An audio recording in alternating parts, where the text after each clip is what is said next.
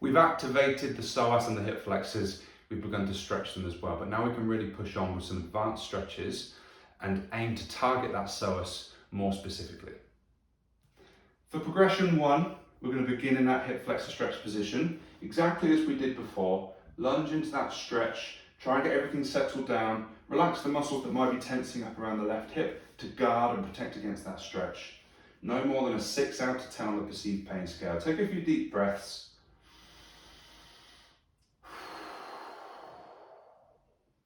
And what we're going to do now, we've already worked on some glute activation and we're going to try to implement that now. So we're going to squeeze that left glute, big hard squeeze. You can touch the edge and the back of the glute as well, just to make sure that it's contracting. We're going to hold that for 10 seconds. At the end of that 10 seconds, take a deep breath in. And as you breathe out, release that contraction and now see if you can drop a bit further into the stretch. And what you should find is that you can. That sent a message internally to the nervous system trying to get the hip flexors to relax, and your nervous system should allow that. And we're holding that position now for 20 to 30 seconds, and we can repeat or we can move on to one of the further progressions.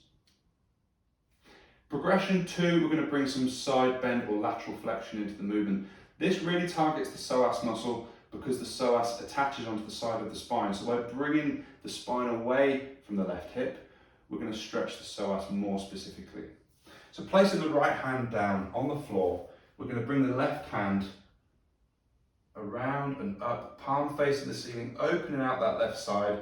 Now we should begin to feel that stretch go from the left hip into the abdomen on the side and then up and towards the lower back on the left. We're going to hold that there for 10 seconds and then return. Give yourself a rest for a moment and then we've got different options. We can repeat, which is what I'd recommend. We're going to do 3 lots of 10 seconds. Or we can move on to another progression.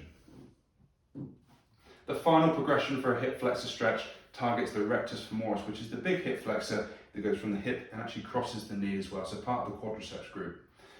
We're going to go into this hip flexor stretch position. Definitely have a mat for this or a cushion of some sort because it can be quite intense on the knee.